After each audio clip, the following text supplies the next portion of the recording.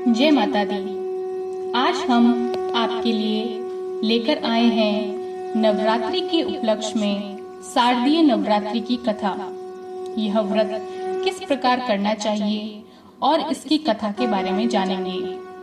नवरात्रि 3 अक्टूबर से इसकी शुरुआत हो जाएगी और 12 अक्टूबर तक यह चलेगी। अश्विन शुक्ल की प्रतिपदा से नवमी तक नवरात्रि का व्रत होता है। नवरात्रि मुख्य रूप से 2 प्रकार की होती है, वासंतिक और शारदीय। वासंतिक में विष्णु की उपासना का प्रावधान रहता है और शारदीय में शक्ति की उपासना का प्रावधान है। वस्तुतः दोनों नवरात्रि मुख्य और व्यापक है और दोनों में ही जो है वो उपासना उचित है। जनता दोनों ही उपासना दुर्गा पूजा करने के लिए प्रतिपदा से नवमी तक व्रत करते हैं। कुछ लोग तो अन्न त्याग देते हैं और कुछ लोग फलाहार करते हैं तथा कई लोग एकादशा करके व्रत को पूरा करते हैं। गली गली में महिला, पुरुष व बच्चे डांडिया यानी कि गरबा का नृत्य करते हैं। श्रद्धा अनुसार पुरस्कार भी दिए जाते हैं। सर्वप्रथम भगवान श्री राम ने इस शारदीय नवरात्रि पूजा का प्रारंभ समुद्र तट पर किया था। इसीलिए यह एक राजसी पूजा भी कहलाती है। इससे यह प्रमाणित होता है कि भगवान श्री राम ने सर्वप्रथम नवरात्रि की पूजा की थी। देवी पार्वती भगवान शंकर से कहती है कि शरदकालीन नवरात्रि पूजा जो भक्ति पूर्वक करते हैं उनको मैं प्रसन्न होकर पत्नी, धन, आरोग्य तथा भक्ति प्रदान करती हूँ। आइए अब हम इस नवरात्रि के उपलक्ष्य में इसकी कथा सुनते हैं। पीठत नाम के एक मनोहर नगर में एक अनाथ नाम का ब्राह्मण रहता था। वह भगवती दुर्गा का भक्त था। उसके संपूर्ण सद्गुणों से युक्त मानो ब्रह्मा की सबसे पहली रचना हो ऐसी यथार्थ नाम वाली सुमति नाम की एक सुंदर कन्या पैदा हुई। वह कन्या सुमति अपने घर के बालकपन में अपनी सहेलियों के साथ कीड़ा करती हुई इस प्रकार बढ़ने लगी जैसे शुक्ल पक्ष में चंद्रमा की कला बढ़ती है। उसके पिता प्रतिदिन दुर्गा की पूजा और होम किया करते थे। उस समय वह भी नियम से वहाँ पर उपस्थित होती थी। एक दिन सुमति अपनी सखियों के साथ खेलने लग गई और भगवती के पूजन में उपस्थित नहीं हुई। उसके पिता को पुत्री की ऐसी असावधानी देखकर क्रोध आया और पुत्री से कहने लगे कि हे दुष्ट पुत्री, आज प्रभात से तुमने भगवती का पूजन नहीं किया। इस कारण मैं जो है फिर तुम्हारा विवाह एक दरिद्र मनुष्य के साथ में करूंगा। इस प्रकार पिता के वचन सुनकर सुमति को बड़ा ही दुख हुआ और वह पिता से कहने लगी कि हे पिताजी, मैं आपकी कन्या हूँ, मैं आपके सब तरह से अधीन हूँ। जैसी आपकी इच्छा हो मेरा विवाह कर सकते हो, होगा वही जो मेरे भाग्य में लिखा है। मेरा तो इस पर पूर्ण विश्वास है। मनुष्य तो न जाने कितने मनोरथों को चिंतन करता है, पर होता वही है जो उसके भाग्य में विधाता ने लिखा है। जो जैसा करता है उसका फल भी उसे अपने कर्म के अनुसार ही मिलता है, क्योंकि कर्म करना मनुष्य के अधीन है पर फल जो है वो देव के अधीन है। जैसे अग्नि में पड़े हुए तृण दी उसको अधिक प्रतिष्ठित कर देती है, उसी तरह अपनी कन्या के ऐसे निर्भयता के वचन सुनकर उस ब्राह्मण को बहुत ही क्रोध आया। तब उसने अपनी कन्या का एक कुश्ती के साथ में विवाह कर दिया और अत्यंत क्रुद्ध होकर पुत्री से कहने लगा कि जाओ जाओ, जल्दी जाओ, अपने कर्म का फल भोगो। देखें केवल भाग्य के भरोसे पर रहकर क्या करती है। इस प्रकार कहे हुए पिता के कटु वचनों को सुनकर सुमति अपने मन में विचार करने लगी कि अहो, मेरा कैसा दुर्भाग्य है कि मुझे ऐसा पति मिला।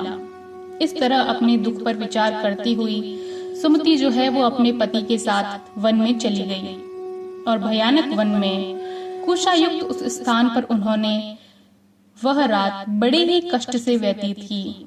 उस गरीब बालिका की ऐसी दशा को देखकर भगवती पूर्व पुण्य के प्रभाव से प्रकट होकर सुमति से कहने लगी कि हे ब्राह्मणी, मैं तुम पर प्रसन्न हूँ। तुम जो चाहो वो वरदान मांग सकती हो। मैं प्रसन्न होने पर मनोवांछित फल देने वाली हूँ। इस प्रकार भगवती दुर्गा का यह वचन सुनकर ब्राह्मणी कहने लगी कि आप कौन हैं जो मुझ पर प्रसन्न हुई और यह सब मेरे लिए कहा। अपनी कृपा दृष्टि से मुझ दासी को कृताग्र करो माँ। ऐसी ब्राह्मणी का वचन सुनकर देवी कहने लगी कि मैं आदि शक्ति हूँ और मैं ही ब्रह्मा, विद्या और सरस्वती हूँ। मैं प्रसन्न होकर प्राणियों के दुख को दूर कर कर उन्हें सुख का प्रदान करती हूँ। हे ब्राह्मणी, मैं तुम पर तुम्हारे पूर्व जन्म के पुण्य के प्रभाव से प्रसन्न हूँ। मैं तुम्हें तुम्हारे पूर्व जन्म का वृतांत सुनाती हूँ, सुनो। तो पूर्व जन्म में एक भील की स्त्री थी और अत्यधिक पतिव्रता थी। एक दिन तेरे पति निषाद ने चोरी की और चोरी के कारण तुम दोनों लोगों को सिपाहियों ने पकड़ लिया और ले जाकर जेल खाने में कैद कर दिया। उन लोगों ने तेरे को और तेरे पति को भोजन भी नहीं दिया। इस प्रकार नवरात्रि के दिनों में तुमने न तो कुछ खाया और न ही जल पिया, इसलिए 9 दिन तक नवरात्रि का व्रत हो गया। हे ब्राह्मणी, उन दिनों में जो व्रत हुआ उस व्रत के प्रभाव से प्रसन्न होकर तुम्हें मनोवांछित वस्तु दे रही हूँ। तुम्हारी जो इच्छा हो सो मांगो। इस प्रकार दुर्गा माँ के कहे वचन के अनुसार ब्राह्मणी बोली कि अगर आप मुझ पर प्रसन्न हैं तो हे माँ, आपको प्रणाम करती हूँ। कृपा करके मेरे पति के कोढ़ को दूर करो। देवी कहने लगी कि उन दिनों में जो तुमने व्रत किया था उस व्रत के 1 दिन का पुण्य अपने पति के कोढ़ दूर करने के लिए अर्पण करो। मेरे प्रभाव से तेरा पति जो है वो कोढ़ से रहित और सोने के समान शरीर वाला हो जाएगा। इस प्रकार देवी के वचनों को सुनकर ब्राह्मणी बहुत ही प्रसन्न हुई और ब्राह्मणी को व्रत की विधि और फल बताकर देवी अंतर्ध्यान हो गई। जो मनुष्य या स्त्री इस फल को भक्ति पूर्वक करता है वह लोक में सुख पाकर अंत में दुर्लभ मोक्ष की प्राप्ति होती है। आइए अब हम इसकी जो दूसरी कथा प्रचलित है उसके बारे में जानते हैं। नवरात्रि में इस पौराणिक कथा के अनुसार माँ दुर्गा ने महिषासुर नामक राक्षस का वध करके देवताओं को उसके कष्टों से मुक्त किया था। महिषासुर ने भगवान शिव की आराधना करके अद्वितीय शक्तियों को प्राप्त कर लिया था और तीनों देव अर्थात ब्रह्मा, विष्णु, महेश जो है उसे हराने में असमर्थ थे। महिषासुर राक्षस के आतंक से सभी देवता भयभीत थे। उस समय सभी देवताओं ने अपनी अपनी शक्ति को मिलाकर दुर्गा माँ को अवतरित किया था। अनेक शक्तियों के तेज से जन्मी माता दुर्गा ने महिषासुर का वध करके सबके कष्टों को दूर किया था। रामायण के एक प्रसंग के अनुसार भगवान श्री राम, लक्ष्मण, हनुमान व समस्त वानर सेना द्वारा आश्विन शुक्ल प्रतिपदा से नवमी तक 9 दिनों तक माता शक्ति की उपासना कर 10वीं तिथि को लंका पर आक्रमण किया था। इस प्रकार नवरात्रों में माता दुर्गा की पूजा करने की प्रथा जो है वो भगवान राम ने भी शुरू की थी।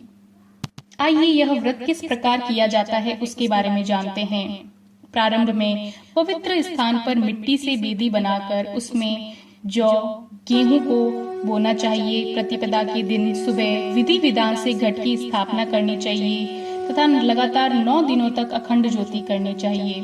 नवरात्रि व्रत के आरंभ में स्वास्थ्य वाचना, शांति पाठ करके संकल्प करना चाहिए।